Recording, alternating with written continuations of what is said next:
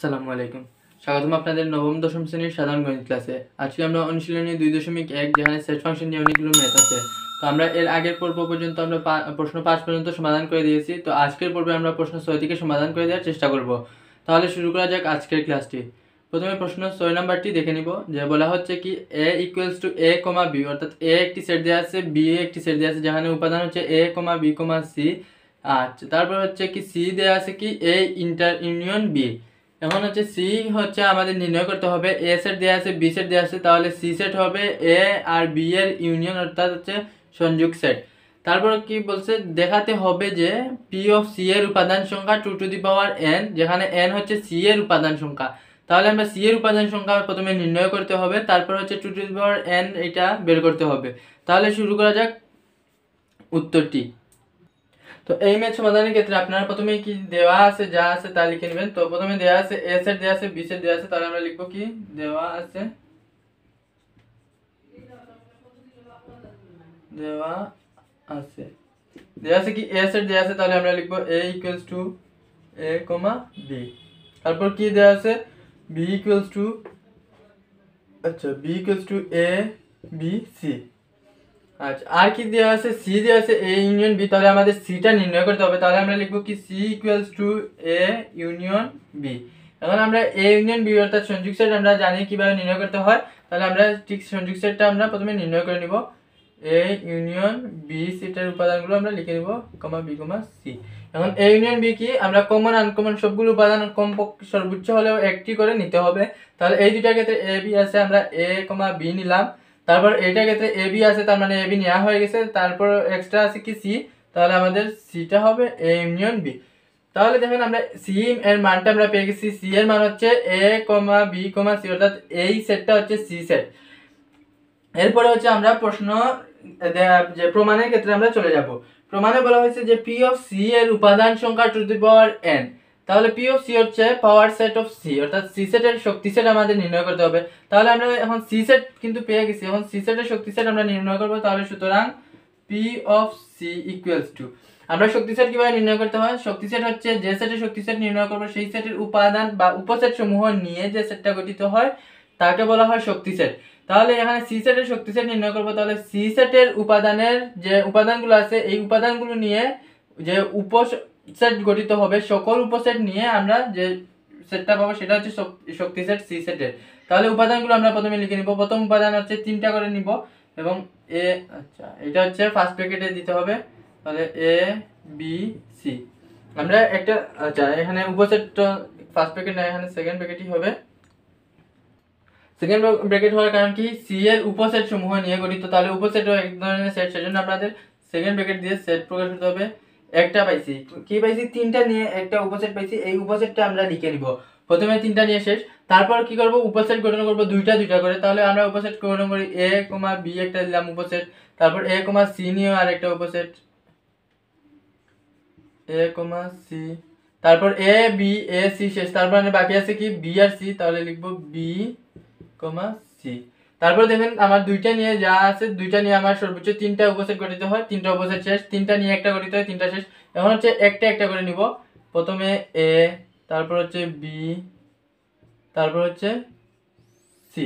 দেখেন একটা একটা করে শেষ। তারপর হচ্ছে সকল সেটেরই একটা উপসেট হচ্ছে ফাঁকা সেট, আমরা ফাঁকা সেটটা দিলাম। দেখেন আমাদের সব উপসেট নেওয়া হয়ে গেছে। এই সকল উপসেট নিয়ে আমি একটা সেট গঠন করব। এই যে সেট গঠন করলাম সেজন্য সেকেন্ড ব্র্যাকেট দিব। দেখেন এই যে সেট গঠন হয়েছে এই সেটটা হচ্ছে সি সেটের শক্তি সেট। তাহলে দেখেন আমি পি অফ সি আমরা নির্ণয় করে ফেলেছি। এখন এই পি অফ সি বা শক্তি সেটের উপাদান কতটা আছে, 1টা 2টা 3টা 4টা 5টা 6টা 7টা 8টা। তাহলে আমরা লিখতে পারি কি পি অফ সি এর উপাদান সংখ্যা কতটি, 8টি। তাহলে যে আমরা পি অফ সি এর উপাদান সংখ্যা পেয়ে গেছি 8। তো আমরা জানি কি যে কোন সেটের উপাদান সংখ্যা যদি n হয় তাহলে উপসেটের সংখ্যা হয় 2n। আমরা 2n না লিখে এই উপাদান সংখ্যা 8 যে লিখছি, এই 8 এর ক্ষেত্রে আমরা লিখতে পারি কি 2 কিউব 8। এখন যে 2 কিউব লিখছি, এই 2 কিউবের মধ্যে দেখেন এই যে 3 আছে, এই 3 কোন জায়গা থেকে আসছে সেটা হচ্ছে আমাদের দেখার বিষয়। এখন যদি আমরা 2n হিসাব করি, তো আমরা যদি 2n যদি হিসাব করি তাহলে এই 3 এর মান হচ্ছে n। তো n কোন জায়গা থেকে আসছে, n হচ্ছে বলা হচ্ছে যে কি প্রশ্নে বলা হচ্ছে n হচ্ছে c এর উপাদান সংখ্যা, তাহলে আমরা এটাকে আমরা টু দি পাওয়ার n কে এর সাথে তুলনা করলে আমরা n এর মানটা পাবো কি 3। তাহলে এখন আমরা লিখতে পারি কি প্রশ্ন মতে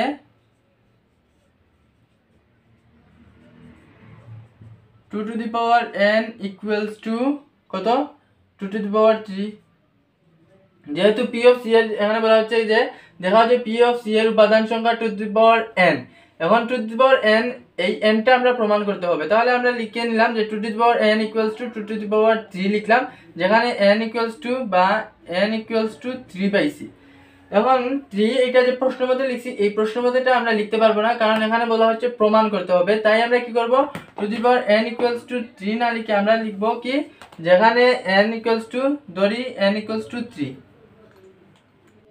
তো n ইকুয়ালস টু 3 লেখার আগে কিভাবে আমরা এটা লিখতে হয়, তো আমরা এখন যে লাইনটি লেখা লাগবে এই লাইনটি হচ্ছে খুবই গুরুত্বপূর্ণ, যে যদি উপাদান সংখ্যা n হয়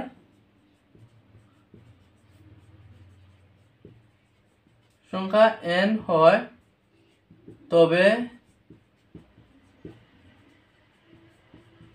উপসেট সংখ্যা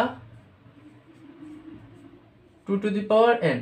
এটা হচ্ছে একটা সূত্র আপনারা বইয়ে পেয়ে যাবেন। তাহলে এটা আমরা যেহেতু জানি তাহলে আমরা জানি লিখে দিবেন, তাহলে আমরা জানি এটা বেস্ট হবে। আমরা জানি উপাদান সংখ্যা n হয় তবে উপসেট সংখ্যা 2 টু দি পাওয়ার n।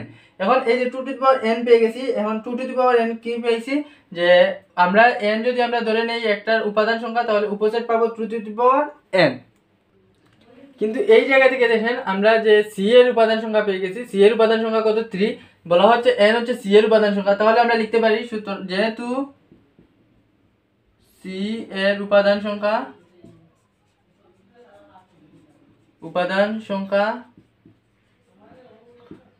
3, সুতরাং p অফ c এর উপাদান সংখ্যা কত হবে যে 2 to the power n equals to 2 to the power n equals to 2 to the power 3 equals to 8।